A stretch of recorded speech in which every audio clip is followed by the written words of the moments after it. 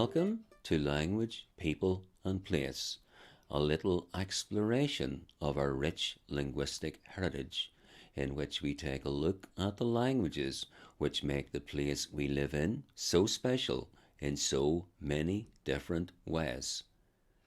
We'll discover just how important the role of language is in describing our places, our thoughts, and even ourselves. Here are some ways to say hello in different languages. You might recognize some of them. We live in a truly global community, and it's very likely that you have friends or neighbours or even family members perhaps who will say hi in a language other than English. All of these examples can be heard in Northern Ireland today, but in this presentation we'll be concentrating on just two languages, Irish and Ulster Scots. So I'm going to start with a friendly Giadich and a warm Fairfye. Now, let's find out a little bit more about them. But let's have a little history lesson before we hit the language road. These are some of the major events that have shaped our island, what we speak and how we speak it. Indeed, it's very important to understand that there is no such thing as a pure language. Every language is changed by contact with other tongues. We'll find out later, for example, how Irish adopted words from Latin and French. There is some uncertainty and academic debate about when exactly the Celts arrived in Ireland, but 500 BC is often suggested as a decent compromise. I'm sure many of you have done a bit of research on your family tree. Well, here's a family tree with a difference, our linguistic family tree. Most of the languages in Europe and the Indian subcontinent have a shared heritage. What's known as Indo-European is the root, and the languages we use are the branches, the twigs, and even the leaves. Trace back the branches and you see that English and German are surprisingly close cousins. Similarly, Spanish, Italian, and Portuguese spring from a different branch called the Romance languages. We can trace Irish and Scots back to that big old tree. So, Ulster Scots and Irish might have much more in common than you thought. So, let's take a little look at how we define Irish and Ulster Scots. Irish is from the Celtic branch of the Indo-European family tree and has some close relations in Scots Gaelic and Manx spoken on the Isle of Man, sister languages, you might say. Welsh, Cornish and Breton, which is spoken in Brittany in France, are a bit more like first cousins, but still fairly close family. This makes the Irish language the oldest known vernacular language in Europe, the oldest language to be written in a native tongue other than Latin. The earliest existing examples of the written Irish language are what are known as Ogham or Ogham inscriptions. These were carved into standing stones. Ogham was a primitive alphabet using lines to spell out letters and words. Ulster Scots is a language from the Germanic branch of the Indo-European tree. It is known by several names. These include Braid Scotch. I should point out that in this context, braid means broad and has nothing to do with the well-known river in Ballymena. It's also known as Lallans or Lowland Scots. It's also called Ullans. But a lot of folk simply prefer to call it the Hamely tongue, the language of the fireside, the family, the home and the hearth. There's a reason why places get their names. It's not some random choice, and indeed Irish is great at telling us why they're called what they are. It could be related to the history of the place, the geography of the place, or indeed the mythology of a place. It could be a feature in the landscape, or an account of some long-forgotten event, such as a mighty battle or a place where people got together for a bit of fun. It could be a place where they used to sell buttermilk or dig out turf. My own townland name, as an example, is Knock na Shane, or Croch na Shangan, which means the hill of the ants. And believe me, it does exactly what it says on the tin. Then again, it might be a reference to the little people, the fairies, the Loch Shee, and you certainly want to mind how you go when we're talking about those folk. Let's have a look at some of the Irish words that feature in our place names. More often than not, the version you know in English sounds very close to the original Irish. Here are some examples of common place name elements in Irish. More means big, big means little or big. Bally can be a homestead, a townland, or a town. Ard means high. Knock, sometimes pronounced crock, means a hill. Eden is a brow, as in the brow of a hill. Kill is normally translated as church, but can also mean wood. Park is one of many words in Irish for field. Derry is an oak wood. Liss is a fort. I'm sure you can think of many places that feature more than one of these elements. Indeed, why not pause the video to have a little think about it and see if you can come up with a few. We'll show you examples of these words in some place names you might very well recognise on the next slide. Some of these elements occur in our place names time and time again. In these examples, look at the use of the words more and kill. Edenderry, or Edenderry, is the brow of the oak wood. Park War, or Park Moor, is the big field. Shankill, or Shankill, is the old church. Kilmore, on the other hand, is the big church. Ardmore, there's that word more yet again, means the big height. And finally, Lisbeg means the little fort. Why not have a go at these? Just a little bit of fun, of course. Feel free to pass on to the next slide if you don't. But if you do want to give it a go, bear in mind that in Irish the noun usually comes first and the adjective afterwards. For example, in the place name Lismore, there are two elements. Lis, meaning a fort, more, meaning big. Put them together, we get big fort, of course. Compare that to Lisbeg, which means little fort. So these place names are Knockmore, Ardbeg, Ballykill, Ballymore, and Derry Kilmore. We'll find out how you got on the next slide. Well, how did you get on? Well done if you got them, but don't be worried if you didn't.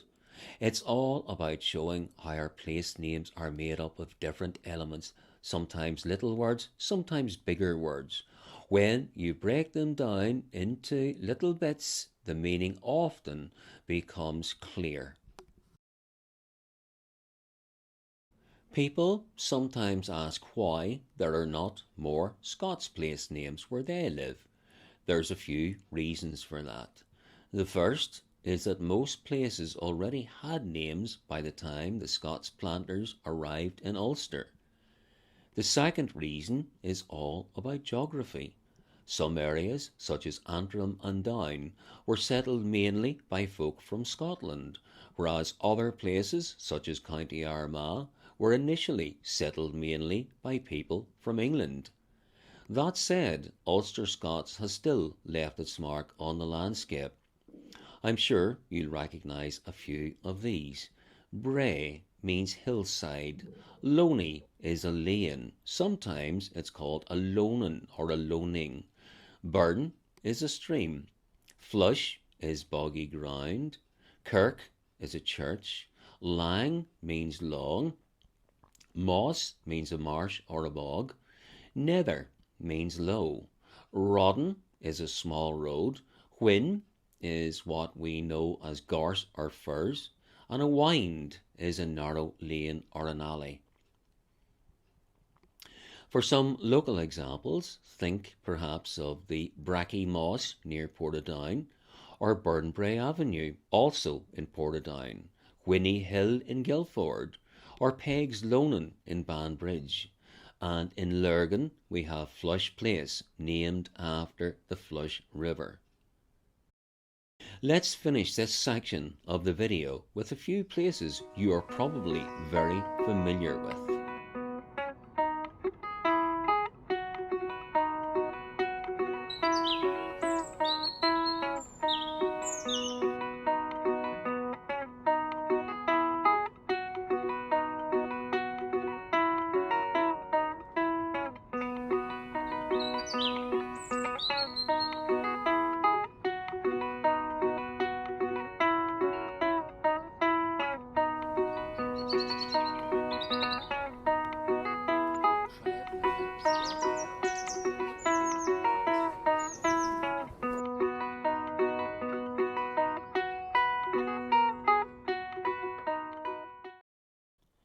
Our names are another way in which we're connected to language.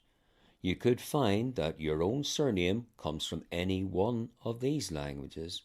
It might be English, Irish, French even, perhaps it's Welsh, could be Scots, could be Norse, maybe it's from Scots Gaelic, could even be from Italian, or indeed any one of a number of other languages. In the main, though, our names come from English, Scots, or Irish, but it's not as clear-cut as we might like to think. For example, English names were often translated into Irish, and Irish names were translated into English, with a few bad spellings and dodgy translations along the way, not to mention some mispronunciations. This was two-way traffic, and it all adds up to a very rich but very confusing linguistic tapestry. The surname McKittrick is a good example of a name from another language given an Irish makeover. It means the son of Sitrick, Sitrick being a personal name in Norse. MacLachlan is another example of a name brought to us by the Vikings. Let's take a look at some other names and see how they came about. What do these names have in common? They're all job descriptions, although some of these possibly once desirable posts are unlikely to feature on the listings of a contemporary recruitment agency. While they look essentially English, some of them have Irish equivalents. For example, the names Smith and McGowan can mean the same thing. Gowa means Smith and McGowan simply means son of the smith. Fletcher was the name for an arrow maker, and Bowman was the man who unleashed those arrows in battle. Bowyer, by the way, was the name for someone who made the bows. Cooper is the name of a person who made barrels, which brings to mind the little Scots verse, "There was a wee cooper wha lived in Fife, nickety nackety noo noo noo." Our surnames aren't just about jobs, though. They can relate to all sorts of things, from parts of the body, such as leg, foot, and Armstrong, to the names of animals, such as rabbit, fox, and bird. We'll take a look at just a few names which have a shared heritage. My own name, Malcolm, among them. Note, by the way, that there are often different ways of spelling names too, in English and in Irish. The name McAteer is Irish, but there are two variations when it's translated into English. McAteer in Irish means the son of the craftsman, or wright, another word for craftsman. But the Irish word seer also means free, and sometimes it was translated as freeman. McCusker comes from the Irish Mac and Oscar, Oscar being the word for hero. In Irish, the word for spring, the season, is Ari. MacNari therefore comes from the Irish Macanyari, son of the spring. Sometimes this is rendered in English as spring. Malcolm is a well-known name in Scotland, and while there are two versions, Muil Colum and Macgilla Colum, they both refer to someone who was a devotee of St. Columba, also known as Columkill, one of Ireland's three patron saints. Sometimes, though, a surname just tells you where someone is from. Johnson can mean the son of John, or Owen in Irish, and can be a rendering of McKeown or McShane. But it is also used as what we call a toponym, a name relating to a particular place. Other examples of this are the Scots names Peebles and Moffat. And names sometimes refer to a physical feature or a personal trait. The name Kemble, for example, can mean the one with the crooked mouth. But beware, it could just as well mean the battle chieftain. The science of names is indeed a complex one. Let's remember, however, that not all of our surnames just come from Irish, English, or Scots. From France, for example, we have Dupré and Molyneux. I've already mentioned two names from Norse, MacLachlan and McKitterick.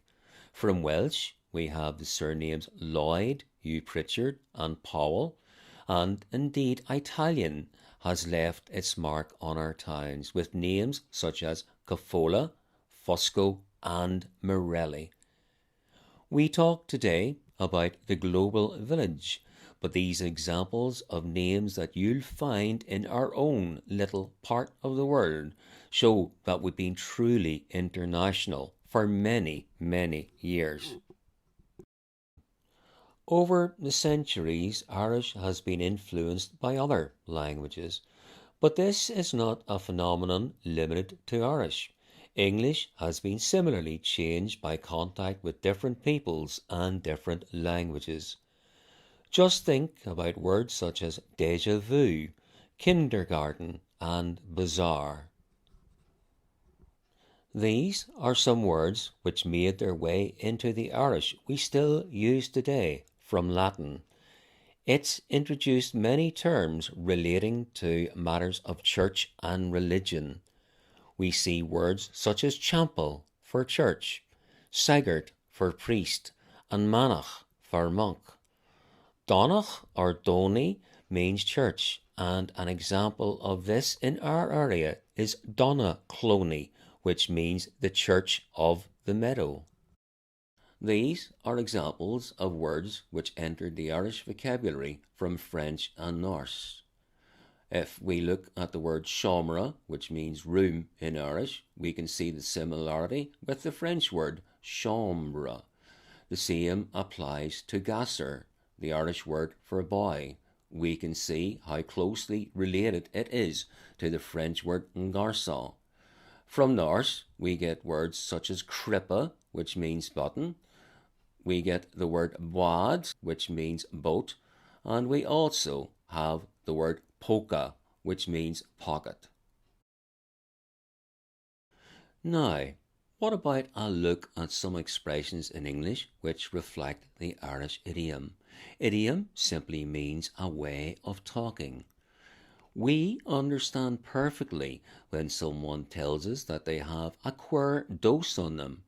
It simply means they're smitten by the cold or some other minor ailment. In Irish, the concept of something being on you, as opposed to you having it, is very common and used in relation to feelings and emotions, such as "ta tart orm." Literally, this means there is thirst upon me. In English, we would translate that as I am thirsty. Similarly, in Irish, we say cur ort de chota, put your coat on you. In standard English, this is simply put your coat on, or perhaps put on your coat. Then, we take a look at something again which reflects the Irish idiom using on. What about the wee dog died on me? We really do have our own way of talking sometimes, and we certainly can't take it for granted that a standard English speaker will have the slightest clue what we're talking about. What on earth would he or she make of, there I was sitting in the middle of my dinner and the door went? Or what about, are you reading that paper you're sitting on? Just for the crack, here's a lock of words in Ulster Scots for ye. Crack's a great word in itself, beloved of Ulster Scots speakers for years. And it's such a great word that Irish speakers have adopted it too. The only difference being in how it's spelt. In Ulster Scots, it's C-R-A-C-K, and the Irish spelling is C-R-A-I-C. The sound, however, is exactly the same. Anyway, even outside its heartlands of Antrim, Down and East Donegal, Ulster Scots has also heavily influenced our vocabulary in English. You will probably have heard many of these wonderful words that are very much a part of our living language heritage. So, hold your whisht for a wee minute and I'll give you a wee geek into what this wee cast of words means. Boke means to vomit. A clart is someone who's perhaps a little bit undignified. A big garb or a big greedy garb is someone who has a tremendous appetite. Someone whose thran would be inclined to be very stubborn. Glegget is a wonderful word which refers to a blank facial expression, vacant probably. And should you make a mistake or do something wrong, you might well be scundered at what you've done. And sometimes, if you meet a big garb who's a bit thran, he might be a wee bit hard to thole. To thole means to stand or to put up with. Indeed, the big garb who's thran with a glaiked look on his face might also be described as a glipe. I'm sure if you have a wee think about it, you will be able to come up with many other words from Ulster Scots which you use in your everyday life. Agus seo thugad cúpla focal in Gaeilge. Here are some wonderful Irish words that have found their way into English, and not just in Ulster and Ireland. Some of these have gone truly worldwide. The word brogue, meaning a particular style of shoe, comes from the Irish word for shoe. Whiskey comes from the Gaelic Ishkabaha, which literally means the water of life. Smashing comes from the expression in Irish is moi shin, which means that's good. A puck can mean a goat, but it also means a butt or a blow. And gob, which means beak, can be used to mean face or mouth. So you could, in theory, give someone a puck in the gob. A dig in the beck might be how you would say the same thing in Ulster Scots. Should you drop a bottle or a cup and it breaks into little pieces, it might be broken into smithereens. Smithereens comes from the Irish word smidrini, which means small pieces. If you have plenty of something, or perhaps even too much, you might have galore. Galore comes from the Irish galore, meaning enough or sufficient. The word slogan comes from the Irish words slua garum, which means battle cry. And dig or twig is another that has gone worldwide. He didn't twig on is to say that he didn't perhaps understand. Comes from the Irish word tig, which means to understand. This one also found its way into American slang as the word dig. For example, he didn't dig the music. One of my favourites, however, is Steire Bio. Steire Bio is the Irish for an escalator, and translated, it literally means the living staircase. There's such beauty in so many of our words, in Irish and indeed in Ulster Scots. So there we have it. We've reached the end of our brief journey into the fascinating world of language. We've seen just how much our everyday lives are connected to both Irish and Ulster Scots, through our place names, our personal names, and even in the way we speak English. No language belongs to one side or the other. We can all proudly claim ownership of Irish and Ulster Scots. There's no such thing as one culture. We all have so much in common, and the languages we speak are an integral part of that. Every language enriches us in so many ways. Hopefully, this little video has shown that our diversity is something to celebrate and enjoy. Slán go fóill and cheerio the new.